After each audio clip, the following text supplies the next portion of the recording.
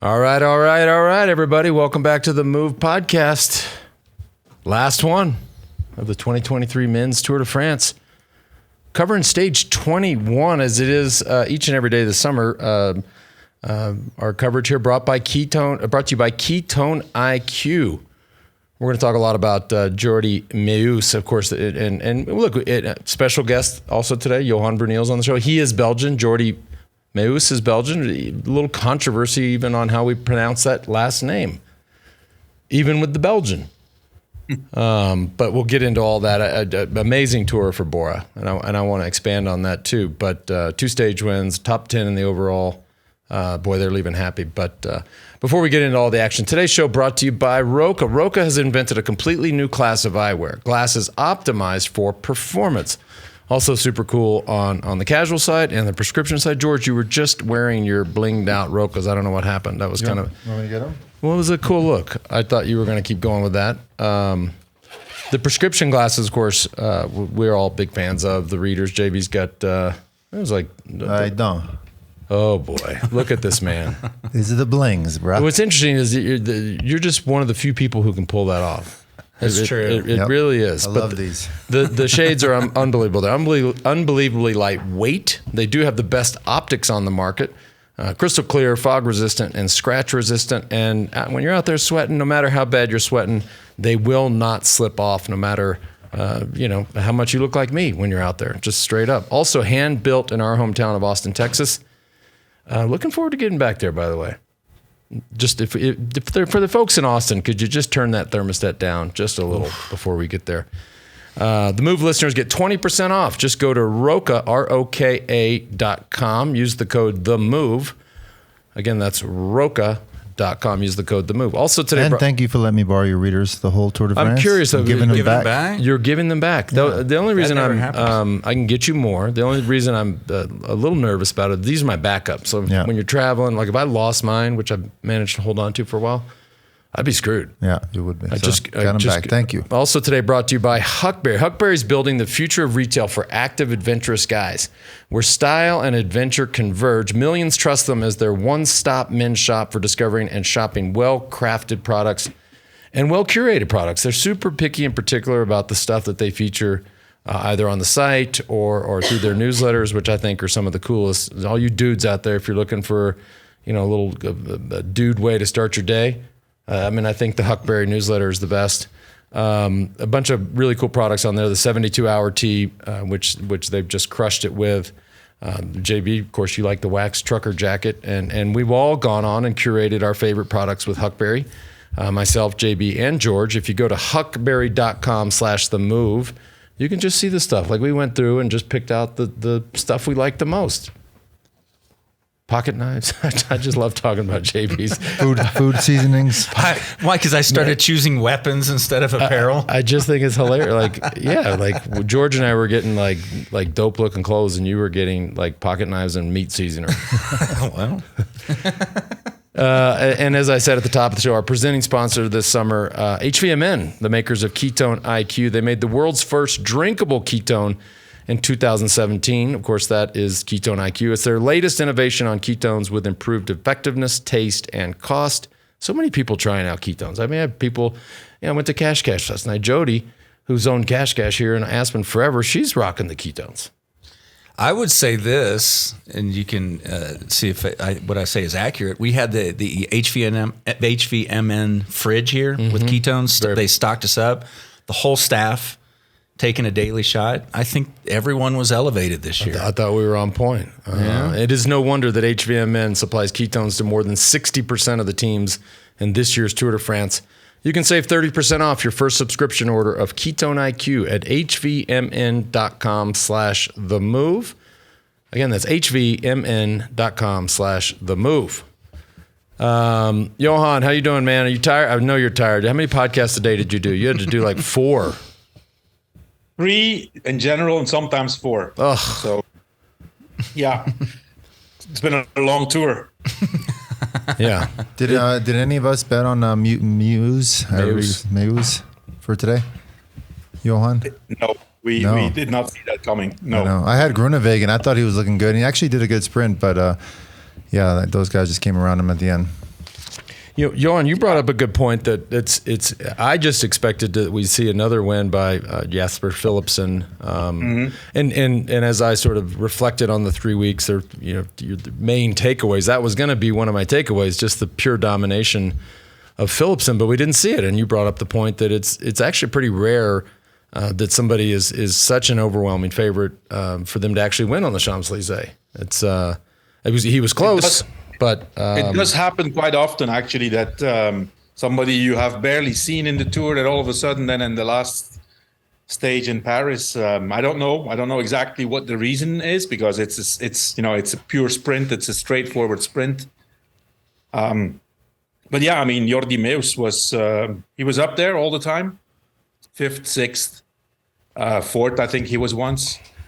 But yeah, I mean, definitely didn't expect him to win. I think a few years ago didn't we have Alexander Kristoff also win on the Champs-Élysées in that way?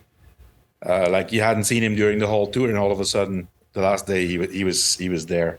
We have Enrique Gasparotto sent us a voice note on his thoughts, and actually he sort of covers why he thought he won, because I might as well just play it. Let's play it. But while you're queuing that up, I mean, again, I said it when they won with Jai Hindley and had the jersey. Remember, this is a team that had Peter Sagan, and with Peter Sagan comes all the things that Peter Sagan brings. It sort of brings this mystique to the team and this rock star vibe, and obviously big sponsors like Specialized. And when his contract was up, they let him fly and just rebuilt it. I think it was an amazing job for not just Gasparotto, but also for the owner of Bora and the owner of the team to say, you know what, let's just reset, reassess, and see if we can rebuild the team. And they did. I think it's pretty incredible. Hats off to them. Yeah, I mean, and also them choosing Jordi Meeus over Sam Bennett as their sprinter. Right. That was big news before the Tour. That was a surprise, even for Sam Bennett. Yeah, because I remember, there was 2 riders that were still needed to be selected, and they said, okay, it's going to be 1 climber and 1 sprinter. They didn't name the sprinter and not the climber, so don't know exactly what's going on there with Sam Bennett, but if you win the last stage in Paris in the sprint, I think you made the right choice. Yeah, well, that's right. Yeah, and I'm looking, Johan, like you said, he was close in the first couple of sprint stages, but never closer than 6th place. So pulled off a really massive win. But Enrique had a good quote on why he thought he was successful today. Let it rip. Let it rip. Hey guys, here we are again, and what we can say about winning in Paris is something really special, I have to say. And winning the stage with Jordi, that he's at his first Tour de France ever, is also something big for us, but even bigger for himself. I think the key of this win was the fact that Jordi was never really in trouble in the Gruppetto's life during the whole 3 weeks. He could manage to stay really in a nice group all the time and trying to save. And I think probably had fresh legs today to contact the sprint in a good way, even sometimes maybe alone, but he could position himself quite well, and do a sprint like he did in Paris for me means that he had quite fresher legs compared to the competitors, so he could timing it pretty well.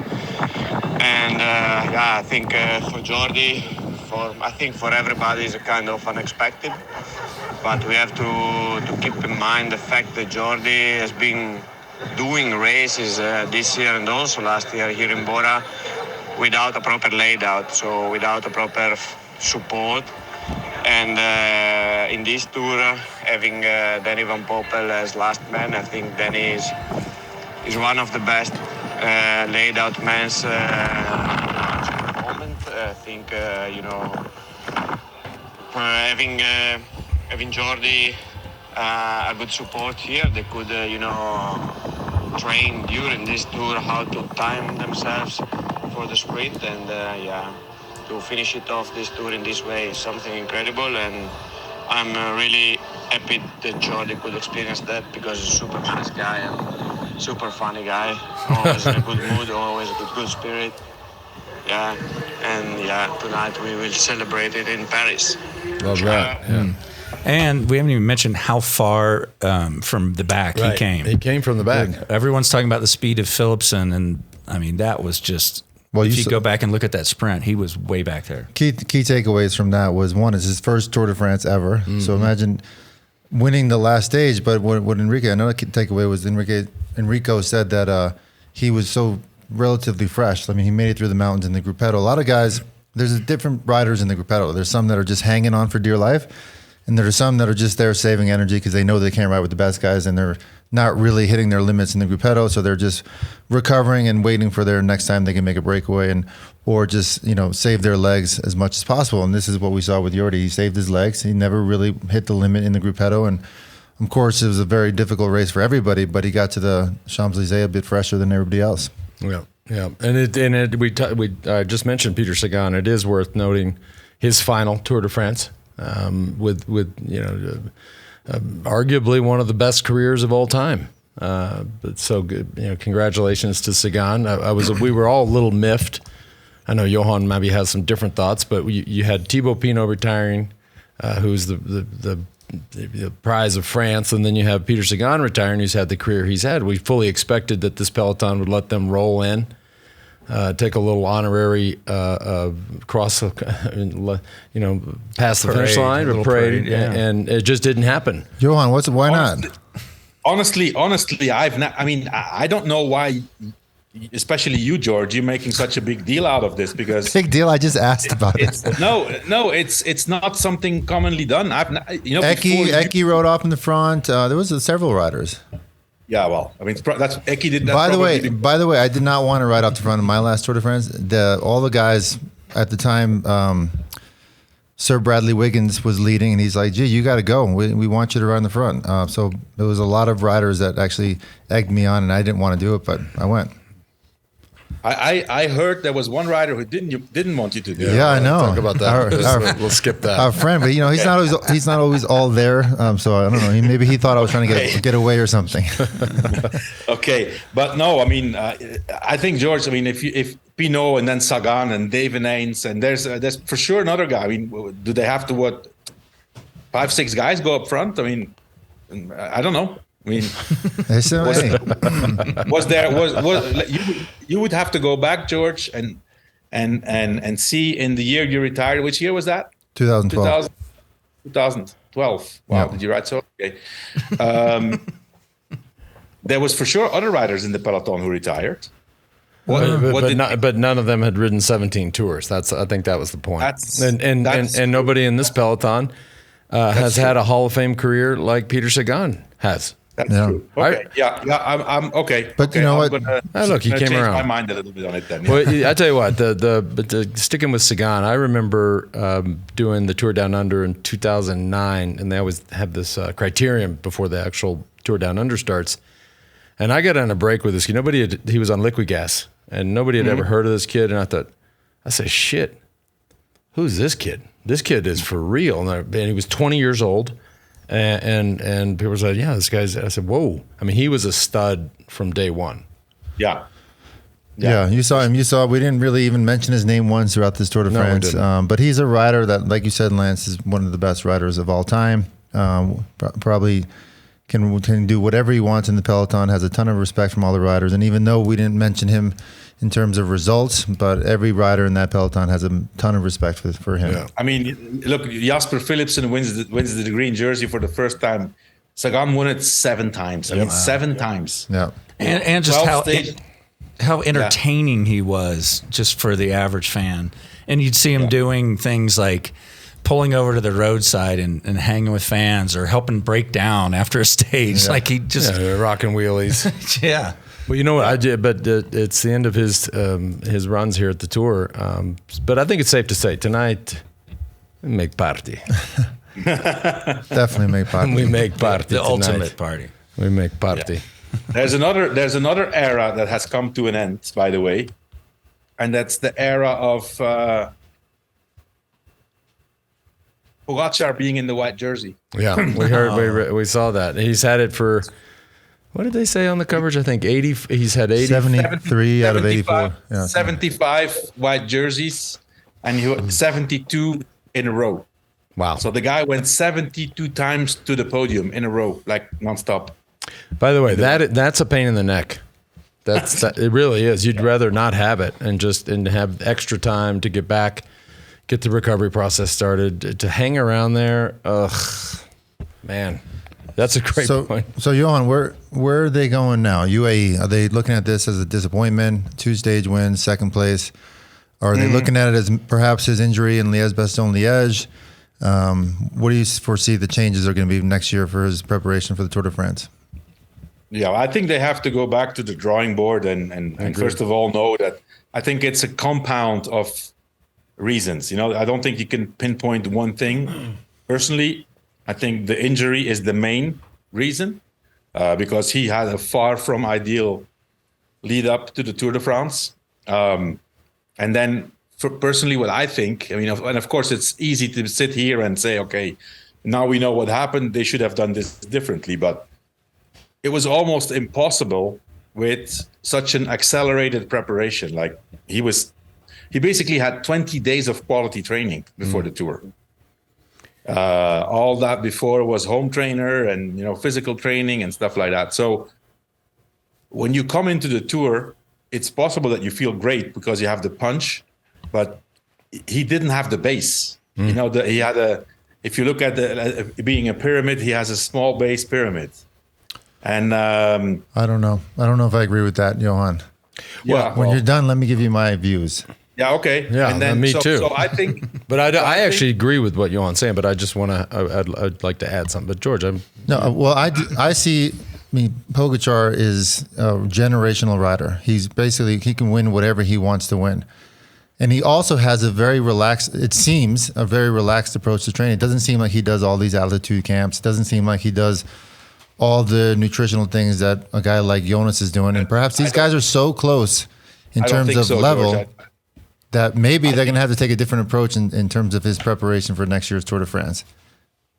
I think that's an impression you have. Or an impression that he puts out there. I think that is something he puts out there. We saw it, of course, the sort of jovial nature on the rest day. I mean, you jumping in the pool. I mean, obviously he wasn't sitting around by the pool like George did for 3 weeks, but you could do that in 30 seconds just to put that out there. Like, look how chill I am and fun loving I am. Yeah. Okay. But the whole time, Johan, the whole Tour de France was so close. We didn't even know who would give the advantage to until they got to those 2 days of the time trial, and the time trial. Yes, maybe he didn't have the base because of the injury, but that was a severe beatdown. I mean, that was a whole different level. Thank you. They got to go back and look at those numbers and see if Pogačar, even at his best, can ever do those numbers, which we saw Chris Froome say yesterday. Those numbers are... I think we know the answer to that. That is the point. I mean, even forget the injury, forget the run up to the Tour. If you just go take the best Pogačar... Tadej Pogačar has a few problems. One is, trying to figure out how they calendar the year and build up to the Tour. That's number one. Number two, we said it the other day. I mean, I think Alan Piper is a missing component for him. That's a big deal. But his biggest problem, right, is Jonas Vingegaard. Yeah, like exactly. A simple thing. And one sec, let me just say one more thing about Jonas Vingegaard, because I've been here and I have done this. He's now won 2 tours in a row. And there, of course, with that comes distractions, and it's easy to get distracted in the off season and sort of lose sight of your goals. But assuming he can do that, this will get easier for him. After winning 2 tours in a row, it actually, you still have to train, you still have to do all the hard work. It gets easier. He got 2 under his belt, right? Last year we might have looked at that. I don't know, it was a fluke. So does Pogačar. Yeah, but I'm saying 2 in a row. He's momentum. Pogačar's biggest problem is Jonas Vingegaard. Yeah, I'd love to see Spencer. To continue on that, Lance. They've raced 3 times against each other, not 4. So they won both 2 tours, but they raced 3 times against each other. If you go to 2021, the second time that Pogačar wins, Pogačar is really strong in the first part of the Tour. Let's not forget, Jonas Vingegaard there was not the leader of the team. Mm-hmm. He was the backup guy for Roglic. Finishes finally second, but from the middle of the Tour, and let's not forget, Pogačar made all the difference in the first part in that famous stage to Le Grand Bornand, in the rain and the cold, his favorite terrain. From the middle of the Tour, all of a sudden, Vingegaard drops Pogačar on the Ventum. That's the first time that happened to Pogačar. And for the rest of that Tour de France, Pogačar has not been able to drop Vingegaard anymore. He beat him because he's faster, but he was not able to drop him anymore. And Vingegaard was discovering himself there as a Tour de France rider. It was his first time. Last year, Vingegaard has always been with Pogačar, or in 2 occasions dropped him big time. And this year, the same. So Vingegaard has by far, if you analyze it in this way, I think Pogačar needs to come up, and UAE needs to come up with a special plan to beat Jonas Vingegaard. I agree with Lance. What about a side-by-side comparison of the final climb in this year's time trial and the final climb when Pogačar beat Roglic? That'd be interesting to see those numbers, to see Pogačar at his absolute best, punishing the whole peloton if it compares to what Jonas did in this year's time trial. That would be interesting. That's also you can't Spencer? compare. No, you can't compare 2020 with 2023. You didn't hear me? We heard. We heard you loud and clear. but We're waiting for the punchline. Yeah. Oh. No, you can't compare 2020 with 2023 because, in my opinion, Pogačar now is better than the one in 2020. He was also there discovering himself. Plus, he was there. He did an amazing performance, but he beat Primož Roglic, who was not having a great day. Here, Vingegaard beat Pogačar, who was not having a good day, but still finished second and beat the rest of the peloton. But he did an amazing time trial. He beat Dumoulin. I mean, he beat world-class time trialists on that day. I would just be interested to see those side-by-side comparisons. Like you said, we'll put that up. We'll put that out to Spencer. Before we keep going on about the what the future holds for these two champions, today's show also brought to you by AG1, our daily foundational nutrition supplement that supports whole body health. Everybody on this crew drinks it literally every day. I was tired of taking so many supplements and wanted a single solution that supports my entire body and covers my nutritional bases every day. I wanted better gut health, a boost in energy, immune system support, and like I said, just sick of taking a whole bunch of different pills. And I'm just not, as I make fun of myself, it's true. I wish I ate more vegetables, like fruit and my mom's in town. She'd be so disappointed. She made a great breakfast today, by the way. There was no fruits and vegetables in it, but it didn't matter because we had our, because your salsa on your breakfast taco? No, because she made a side fruit salad. Oh, good. But we have a hack, and it's called AG1. And don't just listen to us. Listen to Andrew Huberman, Peter Attia. They're big proponents as well. 75 high-quality ingredients and give you all these key daily nutrients, all for less than $3 a day. Take control of your health for just $3 a day. If a comprehensive solution is what you need from your supplement routine, then try AG1 and get a free 1-year supply of vitamin D and 10 free AG1 travel packs. Head on over to drinkag1.com/themove. drinkag1.com/themove. And last one of the day and last one of the tour, and this will be interesting because, of course, Ventum had the trivia every day, and we picked a winner every day. We've now got 21 names in the hat.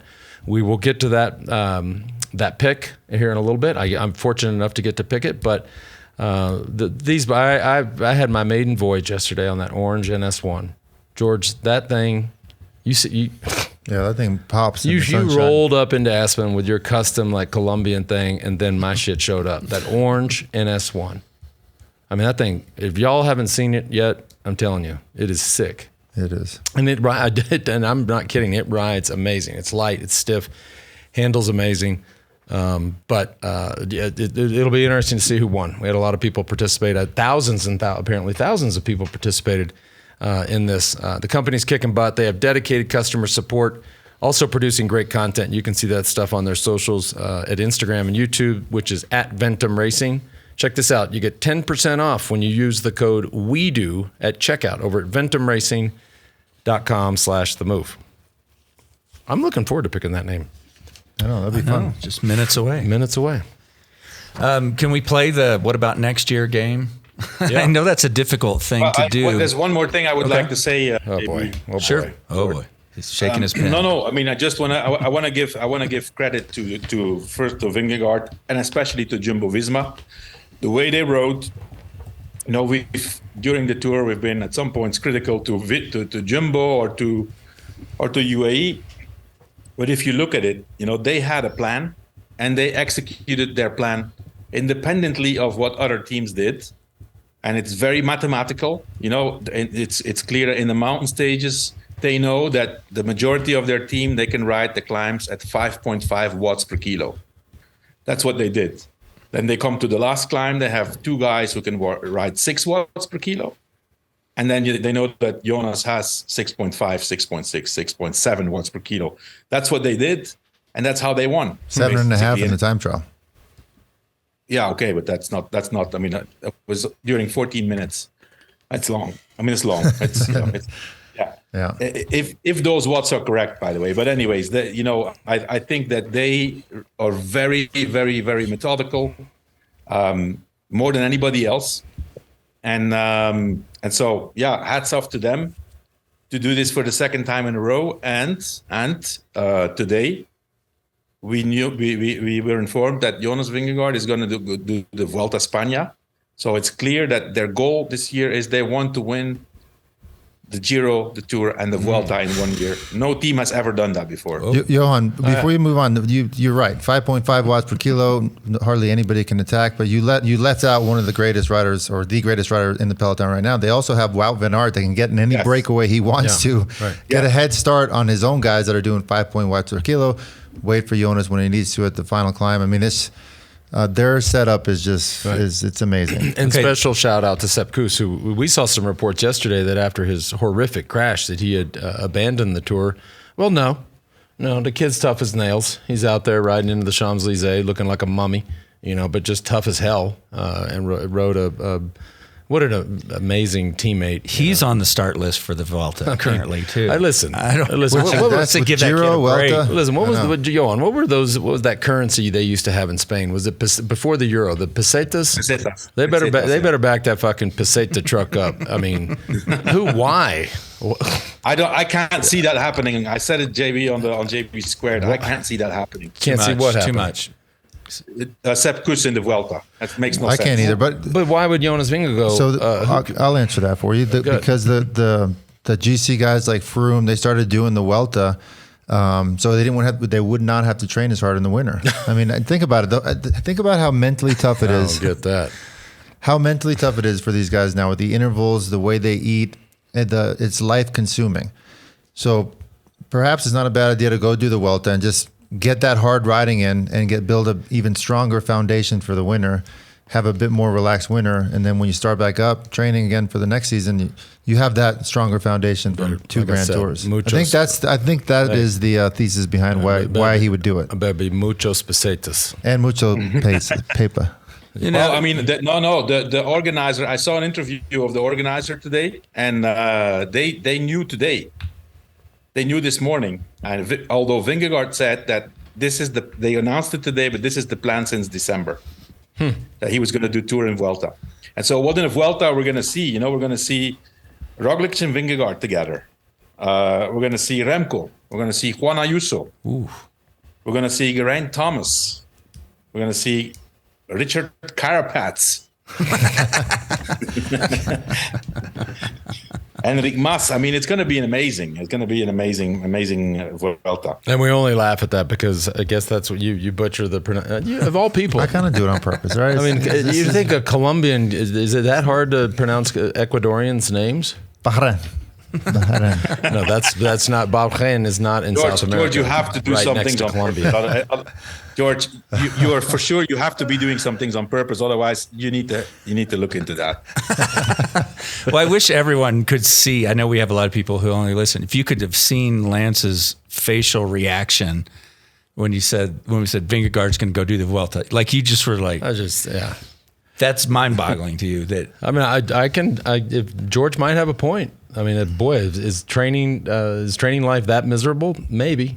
I would never do that. One thing I did do though, just for fun, because we've just seen how these Grand Tour riders are just getting younger and younger, and it's amongst us, and it's not going away. And so the average age of the top 10 this year was 27. Like I think it was like 27.1. I went back to the tour I won in 2005 and went and averaged out all the names. So of course I won Basso second, Jan third, all the way down. Average age in 2005, 31. So this thing is trending in a way that, obviously it helps when you have guys, a guy like Rodriguez, right? It drops the number, but that would have been unheard of back in the day. Agreed.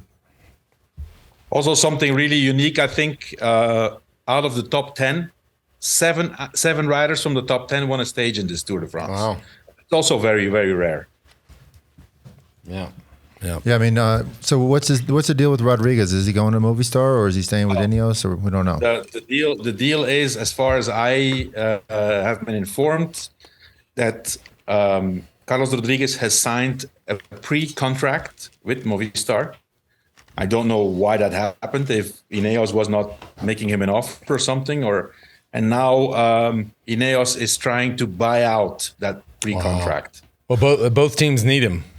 Yeah, that's for sure. I think he would be better at Ineos for his development. Completely agree. All right. You want to do some fun stuff? Yeah, let's have fun. Well, first, we should also mention this. The Tour de France FUM started today. Yep. Lance, Ali Tetrick, and Mari Holden. So that will be in all the same feed, whether it's audio or video. And that's going to be a good show. They're off to a good start, if you haven't caught that already. And we have a lot of people to thank, and then we'll do the drawing. Yeah, we'll do the drawing. But let's do some thank yous first. This crew, obviously, every day you see and hear the three of us, have some special guests like Spencer and Johan, but there's a whole crew behind this madness. So I'll just go down the list here. We have, of course, our head. We joke and call her the head of HR. Of course, she's not. She runs all our socials. Courtney, who's never far away. She's right there. Cam Allen, who's somewhere around. And Liz, the great Liz Kreutz, who everybody has come to know and love over the years. Dave Bolch. By the way, Dave and I have been together since 1990. How long, Dave? 98, 99? 96. Like I said, 1996. and not to be mistaken with Colton, we have Colton back there. This kid's a rock star. Johan, on your side over there at La Movida, of course, yourself, and Victor Hugo Peña, and Gabriel Acuna is doing the editing over there. So thanks to Gabriel. And the propeller head, Spencer Martin, who you do outcomes with. And special shout out to Mark Kiernan, who I know it looks like we're sitting in a studio. We're actually in the basement of Aspen Mountain Fitness, which Mark Kiernan so graciously lets us crash for this month. Lars Fenninger, who does all our ad sales. Alana Zizi. I mean, wait a minute. I forgot Alan today. Holy shit. All right, hold on a second. Colton, you ready for this? Sure. I had to get to the thank yous to remember that. I'm off. That shows you how tired I am. Let me ask you a question, Alain. Where do we go? Stage 21, Saint-Quentin en Yvelines to Paris Champs-Élysées. Saint-Quentin en Yvelines to Paris Champs-Élysées. God, I'm going to miss that. Joe Natoli, of course, sending us all those fun things he does. All of our sponsors. And also, Jonathan, our loyal THEMOVE fan who is with the flag. Oh, they had the flag on the Champs-Élysées. That's right. Today. We love that. Flag at the Arc de Triomphe. Yeah. Also, special thanks to everybody that tuned in. It's been a hell of a race, and we don't take for granted that you guys have other options and things to do with your day. So thank you for giving us your time. Matteo Jorgensen, thanks for coming on. Chris Froome, thanks for coming on. And, of course, our families for, I don't know if they like it. Or they're probably like, this is so cool. Those guys are gone for 3 weeks. But amazing support from them. Now, you want to give away a GS1? Yeah. Are we doing a GS1 or an NS1? Or NS1, you're right. The road bike. The road bike, complete bike. As long as it's not mine. I took all the names from each day. Are they getting shuffled properly? Yeah. They're just... Okay. And one person was drawn every day. and they're all here, all 20 of them. There's 21. Okay. All right. I'm going to just, where are they? Are they right here? Yeah. Is this okay if I go move it around like this? Yeah, whatever you want to do. Okay, here we go. Here comes our winner. And we'll track them down and do something live on socials. Right, here it is. Here comes this person. Ready? Wait. Bam. Who we got? Hold on. Here's our winner. Graham Cullen. Cullen. Graham Cullen wins our NS1 after 3 weeks. Be curious which question, or maybe he chimed in on a lot of the questions, but Graham Cullen is our winner. Brand new NS1. Like I said, we'll chase them down and do something on socials once we get their number and stuff. Because everybody just emailed in. We weren't collecting all that information. All right, congratulations, Graham. A couple last things. If you go to wedo.team, you can check out the travel icon on the site and find out information. One more spot in Mallorca, and then a couple of trips. Vamos a Mallorca.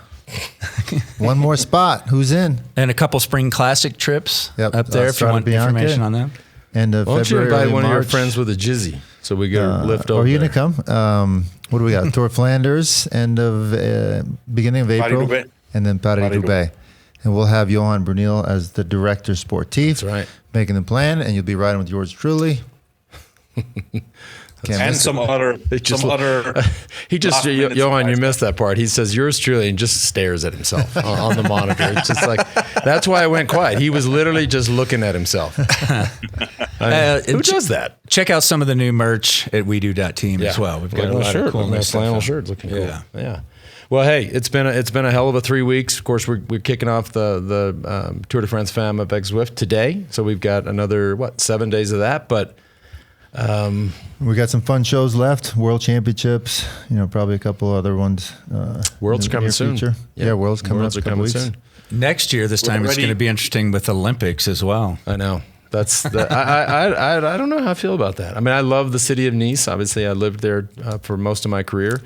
But to have the tour not finish in Paris, that'll take some getting used to. JB mentioned. Today we don't have JB squared. Yeah, we got it all covered here with Johan. Yeah. So yeah, there will be La Movida. There will be La Movida, but also not for Lance and George. We're going to give them the day off next week, but we'll be back for San Sebastian next Saturday. Great. Wow, that's where this all kicked off. What a fun 3 weeks. Yeah. Thanks everybody for tuning in. It has been a blast, and congratulations to Jonas Vingegaard. I mean, it deserved winner. There are no questions. What about 7.5 minutes? We know who the best was. So, hope he has a fun time tonight and has a couple of beers. Well, or not. Yeah, let's hope they consume some poison tonight, as was said. So, all right, we'll see y'all. See you soon. Thanks for tuning in.